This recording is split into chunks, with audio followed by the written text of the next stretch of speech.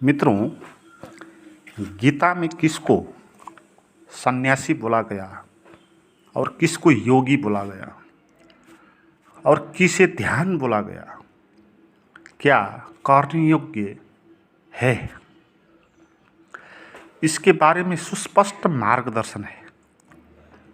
गीता में ऐसे बहुत सारे श्लोक हैं जहाँ पर सन्यासी का परिभाषा दिया है, योगी का भी परिभाषा दिया है। ध्यानी आदमी कौन है, कैसा जीवन जीना चाहिए, और जो संत होते हैं, जो इनलाइटमेंट होते हैं, तो उनका जीवन कैसा होता है, वो कैसे जीते हैं, वो क्या करते हैं, क्या नहीं करते हैं, किस कारण उनको वो आत्मा का बोध हुआ, हमको वो आत्मा का बोध क्यों नहीं होता, इसके बारे में समझाया गया है। और आज का जो सूत्र है, 6वां अध्याय के पहला श्लोक है, तो उस श्लोक में वो संपूर्ण सार है। इसमें बोला गया, अनाश्रित कर्म फलम कार्य कर्म करोति य स सन्यासी च योगी च निरग्निर्न चाक्रिय। अर्थात अनाश्रित कर्म फलम कार्य, जो कर्म फल को आश्रय न लेकर कर्म के फल के प्रति अनाश्रित होकर ऐसे कार्य करता है, वही सन्यासी है, वही योगी है। मित्रों, ये बात बहुत महत्वपूर्ण है, इसको समझनी है, क्योंकि यही रास्ता है। बोला गया कि अनाश्रित कर्म फलम, कर्म से क्या मिलेगा, जो आप करते हैं उस कार्य से आपको क्या मिलेगा, उस फल के प्रति हम आश्रित होते हैं और कर्म करते हैं। ये हमारा जीवन है, इसलिए इस जीवन में दुख कष्ट के सिवा और कुछ होता नहीं, अंधकार और पीड़ा के सिवा और कुछ होता नहीं। क्योंकि हम जो भी कर्म करेंगे उसके फल पर हमारा भरोसा होगा। हम चाह पैदा करेंगे, भीतर एक आशा पैदा करेंगे, स्वप्न पैदा करेंगे। कोई काम करने के कारण आपको जो मिल सकता है वो आप सोचोगे मन में, और ये वो सब खुशी हो जाओगे, आप खुश हो जाओगे उस फल के प्रति, है ना। तो हम लगातार कर्म द्वारा क्या उपलब्ध होगा, वो फल जो है उस पर हमारी आशा टिकी हुई होती, इसलिए हम कर्म करते हैं। हमारी कर्म करने की प्रेरणा वहीं से आती है। हम इसीलिए ही कर्म करते हैं ताकि जो हमने चाहा है वो फल वो मिले हमको। तो वो फल मिलेगा, वो फल मिलेगा, ये भरोसा होता है हमको, तो इसलिए हम कर्म करते हैं। जैसे परीक्षा में पास हो जाऊंगा और पास होने के बाद मुझे ये लाभ मिलेगा, तो ये फल, इस पर हम अपनी आशा को टिकाते हैं। तो फिर उसके बाद हम पढ़ते हैं। अगर वो फल नहीं होता, हम नहीं पढ़ते। तो इसलिए हमारा जो भी कर्म है ना, वो व्यापारिक कर्म है। एक किस्म से हम व्यापार कर रहे होते हैं जीवन में। हम कोई भी कर्म ऐसे ही नहीं करते जिसका लक्ष्य ही ना हो, जिसका कोई फल ना हो। हम पढ़ते हैं, जागीर खाते हैं, पैसा कमाते हैं, पद प्रतिष्ठा में जाते हैं, क्योंकि वो सबके पीछे फल होता है, ताकि ये मिल जाए, वो मिल जाए, और मैं ऐसे जीऊँगा, वैसे जीऊँगा, तो ये हम सोचते हैं। तो हमारा जो भी पूरा कर्म है वो फल पे आधारित होता है। मगर इससे हमको पीड़ा क्यों होती है, ये बात समझनी है। क्योंकि इसमें हम जो कर्म करते हैं उस कर्म को अच्छे से नहीं करेंगे, उस कर्म पे हम नहीं जिएंगे। हम उसके बाद जो मिलेगा उसका स्मरण करके अनुमान करके, तो उस अनुमान में जीते हैं। तो इसलिए हम एक झूठ में जीते हैं, और जो झूठ में जिएगा उसको पीड़ा ही मिलेगा, आनंद मिल नहीं सकता। तो वास्तविक जीना का क्या अर्थ होगा कि आप कल्पना करके, उसको सोच के आप खुश नहीं हो रहे हो, आप जो कर्म कर रहे हो उसी कर्म करने का मजा ले रहे हो, उसी को ही आप लक्ष्य बना रहे हो, कर्म को ही आप फल बना रहे हो, अलग फल नहीं रख रहे हो। आप जो कर रहे हो, कोई भी काम होगा तो उसको आप इसलिए नहीं करोगे कि वो करने के बाद आपको क्या मिलेगा, इसलिए कर रहे हो, करने योग्य है। वो आ पड़ा, इसलिए बोला गया करने योग्य कर्म जो करेगा वो ही सन्यासी है। और इसलिए बात इसमें ये नहीं कहा गया कि आपको फल पे आशा नहीं रखना है, तो कर्म फिर आप क्यों करें। तो इसलिए बहुत सारे लोग कर्म नहीं करते, अकर्मी हो जाते हैं, विकर्मी। वो लोग क्यों कर्म नहीं करते, बड़ा अजीब बात है ना, क्योंकि सभी के पास हाथ होता है, पैर होता है, मन होता है, बुद्धि होता है, तो वो करने में तो हर एक समर्थ होते हैं, उनके पास एनर्जी भी होती है। मगर बहुत सारे लोग करते नहीं, ऐसे निडल्ले सोते रहते हैं। कोई लोग उस एनर्जी को करने में लगाते थे और बहुत सारा कर जाते हैं जीवन में, अपने लिए भी और दुनिया के लिए भी। तो क्या बात है इसमें कि लोग क्यों नहीं करते, अच्छा काम क्यों नहीं करते। जो भी काम आ पड़ता है तो उसको अच्छे से क्यों नहीं निभाते। तो इसके पीछे का राज यही है कि उन्होंने समझ लिया कि वो कर्म करने से उसको जो फल है वो फल नहीं मिलेगा। वो अपने को कमज़ोर ठानते हैं ना, जो लोग नहीं करते हैं उनका क्या अर्थ होता है। जैसे कोई लिखते नहीं, तो क्यों नहीं लिखते, क्योंकि उनके पास लिखने की क्षमता है नहीं। तो जिसके पास लिखने की क्षमता होगी तो वो लिखने का कर्म करेगा, और उस कर्म में वो डूबेगा, उसका आनंद लेगा। वो इसलिए लक्ष्य नहीं बनाएगा उसको। तो क्षमता होनी चाहिए ना करने के लिए, तो लोगों के पास क्षमता नहीं होता। वो अपने को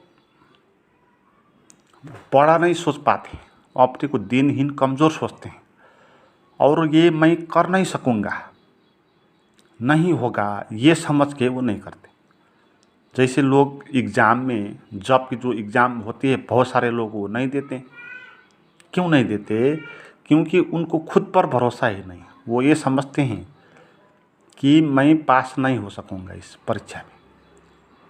तो ऐसा सोचने वाला जो आदमी होगा वो भी कर्म के फल पर आश्रित है, और ऐसा सोचने वाला जो मैं परीक्षा देऊँगा, पढ़ूँगा तो मैं उत्तीर्ण हो जाऊँगा और जागीर मुझे मिल जाएगी, तो ये कल्पना करके, ये इस बात को कल्पना करके जो मज़ा आएगा, तो उस मज़े के कारण जो परीक्षा देगा वो भी फल पर ही आशा टिकाए है। दोनों ही फल पे आशा टिकाए। एक नहीं कर रहा है क्योंकि फल उसको नहीं मिलेगा, इस पर वो भरोसा करता है। और जो फल नहीं मिलता है तो ऐसा काम करके क्यों समय बर्बाद करे, तो वो काम ही करना छोड़ देता है। तो फल ने उसको असर किया ना। तो आपके कर्म में अगर फल का असर पड़ा तो वो कर्म, वो अच्छा कर्म है नहीं। वो कर्म आपको बंधन और अज्ञान में ही डालेगा। तो फल का असर पड़ के हम करते नहीं या करते हैं, दोनों बात करते हैं, या करते नहीं या करते हैं। और जो लोग करते हैं वो भी पास हो जाएंगे वो, क्योंकि जो नहीं देगा परीक्षा, उससे जो देगा उसकी पॉसिबिलिटी ज़्यादा हो जाएगी कि उत्तीर्ण हो जाए। क्योंकि उत्तीर्ण होने के लिए पहले तो आपको परीक्षा देना होगा, तो संभावना तो उसके पास ज़्यादा हुआ जो फल पर आशा रख के कर्म करता है। तो इसीलिए जो फल पर आशा रख कर कर्म करने वाले लोगों से जीवन में बहुत कर्म हो रहे हैं, विकास भी हो रहा है। जैसे नेता लोग हैं, ये मंत्री लोग, सांसद लोग, एमएलए इत्यादि होते हैं नेता, तो इन लोगों सब ने कर्म के फल पर आशा टिकाया है। उन सबों ने ये माना है कि अगर मंत्री हो जाऊं या सांसद हो जाऊं या नेता हो जाऊं तो फिर मज़ा आ जाएगा और लोग मुझे सम्मान करेंगे, मुझे आर्थिक रूप से भी लाभ होगा, तो प्रतिष्ठा भी होगी, तो सभी कुछ होगा। तो ये आशा, ये फल, तो इस पर आधारित होकर वो करते हैं, फिर नेता बनने में लग जाते हैं। तो लोगों को इकट्ठा करते हैं, प्रवचन करते हैं, भाषण करते हैं और विभिन्न प्लानिंग करते हैं। कर्म होता है इससे, और कुछ वो अपने लिए ज़्यादा करेगा, फिर भी समाज के लिए भी कुछ न कुछ हो जाएगा उससे।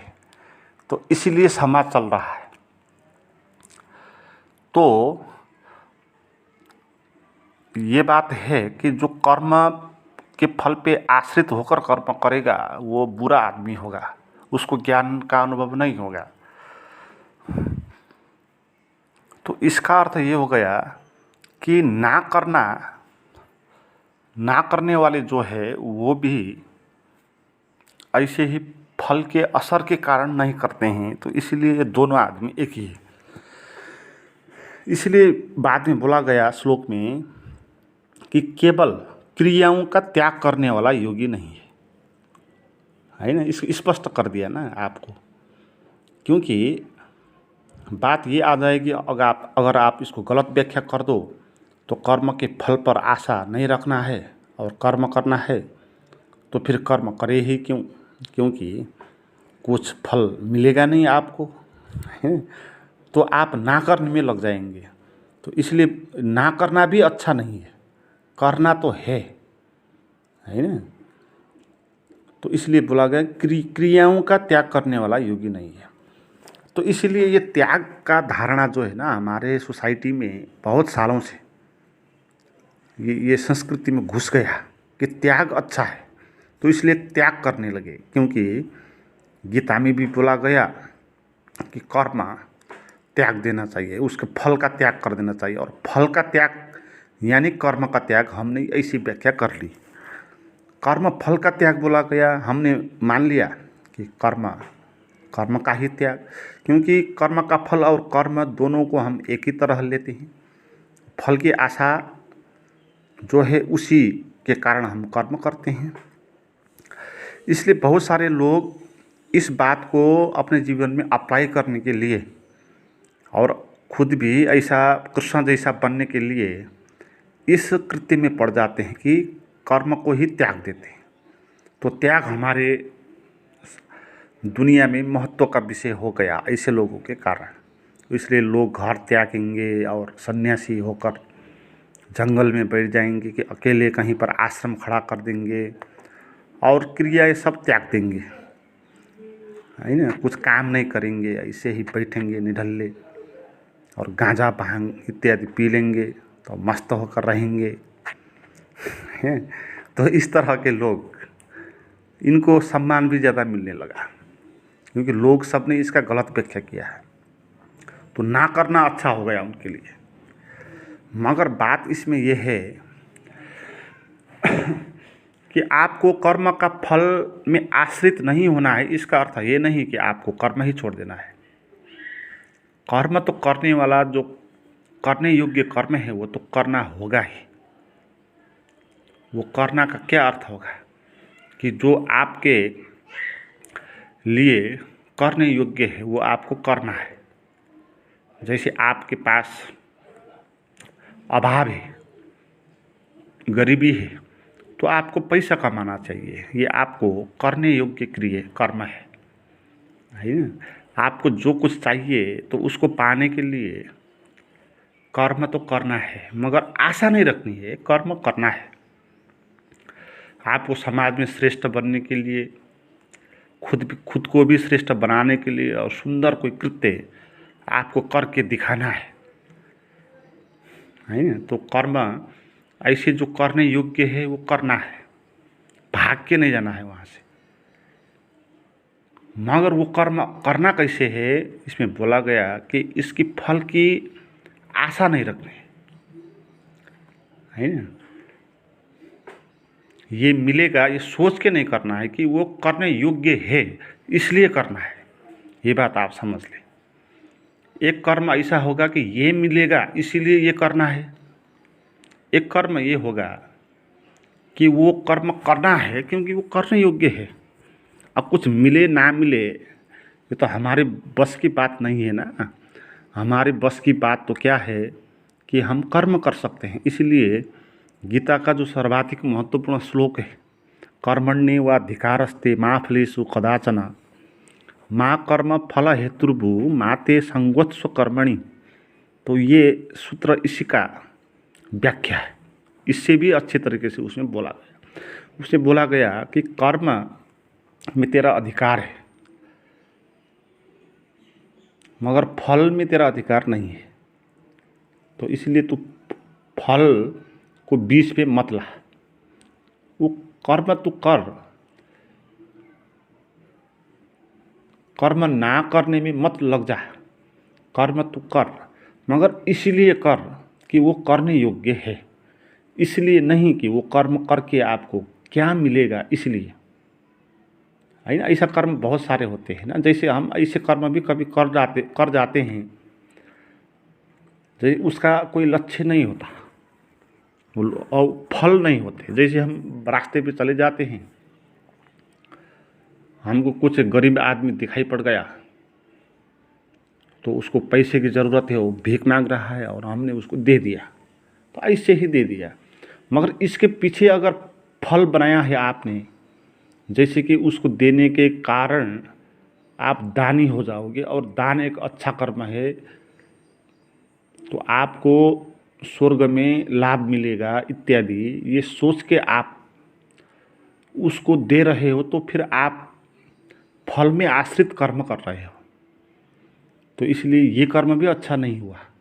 मगर ऐसे भी उसको दे देते हो कि आपको चलो कुछ सोचा नहीं आपने कि बेचारा गरीब है मांग रहा है चलो दे दो, है ना। तो ऐसे ही आपने दे दिया तो वो कर्म आपका फल बिना का कर्म हुआ।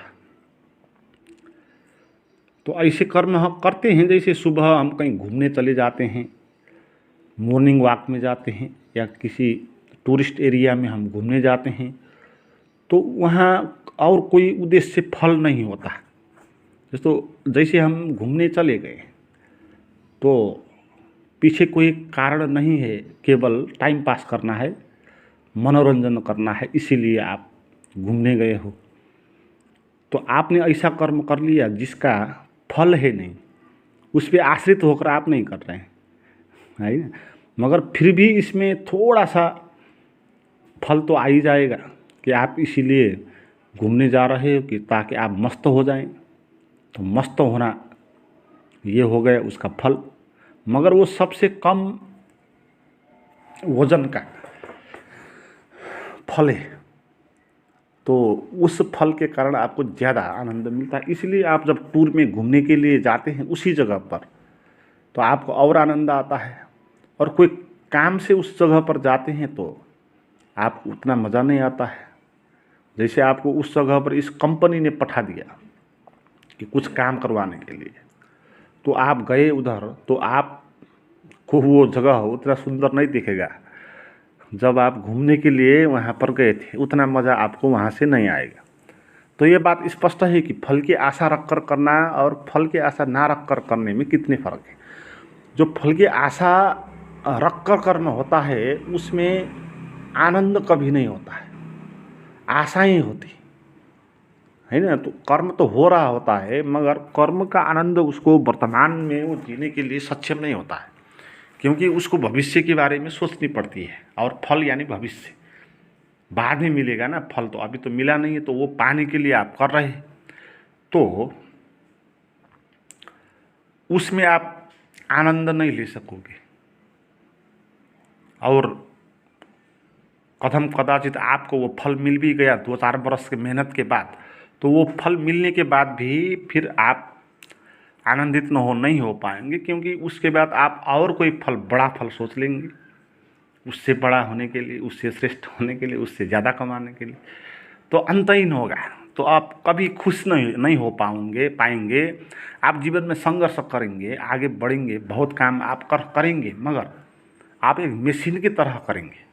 ऐसा मशीन जो स्वप्न देख के उस स्वप्न को पूरा करने के लिए कर्म कर रहा है। तो ऐसा जीवन हमारा हो जाएगा। तो श्रेष्ठ जीवन क्या है कि आप कर्म इसलिए कर रहे हो कि वो करने योग्य है, उसको कि मिले ना मिले वो मतलब है नहीं। आप रास्ते पर जा रहे हो और आपने देख लिया किसी का एक्सीडेंट हो गया वहाँ पर, और आप अकेले हो, कोई और है नहीं, और आपको लगा कि ये आदमी मर जाएगा तो इसको बचाना चाहिए, तो आप तुरंत पुलिस को फ़ोन करोगे, वहाँ उसकी सहायता करोगे। तो जो आप कर्म करोगे वो कर्म आपने इसलिए नहीं किया कि ये करके आपको कुछ मिलेगा, आप श्रेष्ठ हो जाएंगे या और कुछ। आपने इसलिए किया वो कर्म कि वो करने योग्य है। आप मानव है ना, तो मानव के लिए ये करने योग्य कर्म में आएगा, जानवर में नहीं आएगा ऐसा। किसी किसी जानवर में भी आएगा, मगर जानवर में ऐसा कर्म करने की प्रेरणा नहीं मिलेगी। जैसे एक टाइगर हो गया तो इसने किसी एक मृग, हरिण को दुर्घटित देख लिया तो उसको बचाने में हो नहीं लगेगा, उसको तो खाने में लगेगा। तो जानवर के पास ये करने योग्य कर्म करने की क्षमता है नहीं, वह आदमी के पास है। इसीलिए आदमी सबसे श्रेष्ठ हो गया ना, क्योंकि वो करने योग्य कर्म कर सकता है। तो उस कर्म के कारण वो श्रेष्ठ हो बनेगा फिर, है।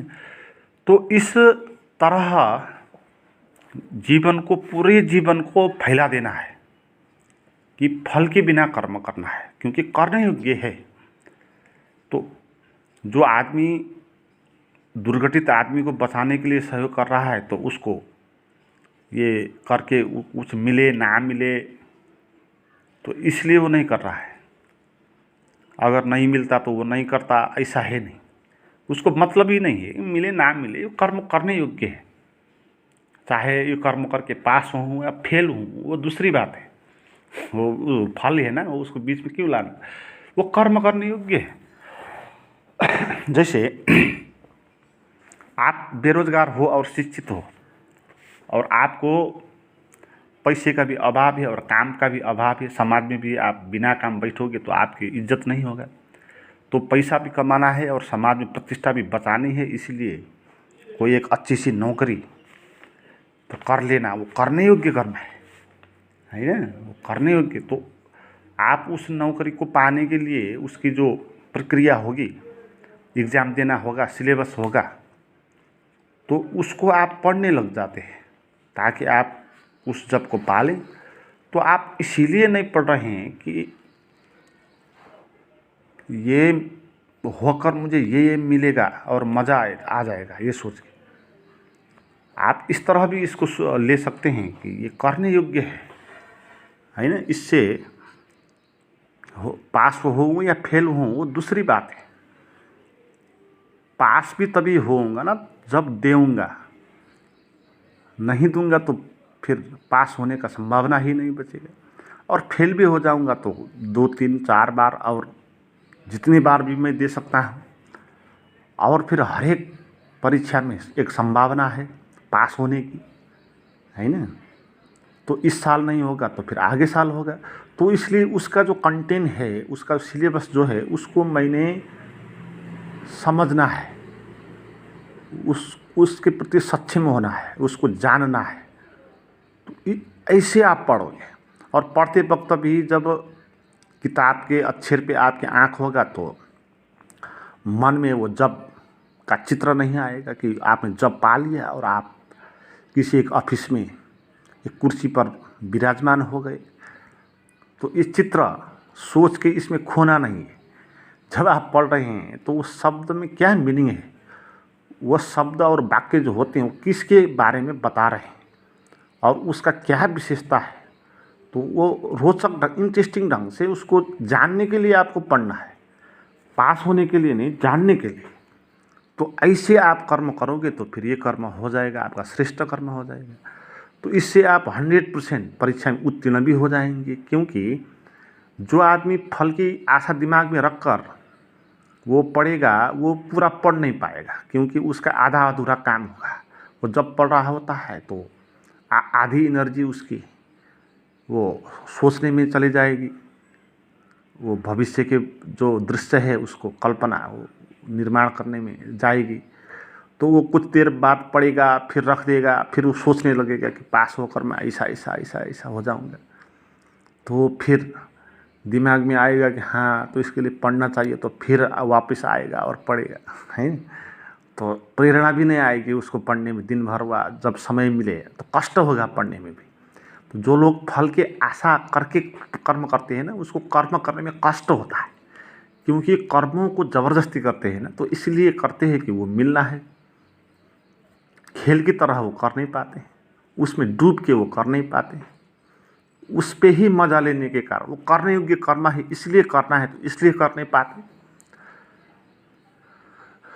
तो ऐसा एक झूठ में जीना होता है उसमें, और कर्म पूरा 100% उसका पढ़ाई में मन भी नहीं होगा, ध्यान भी नहीं होगा।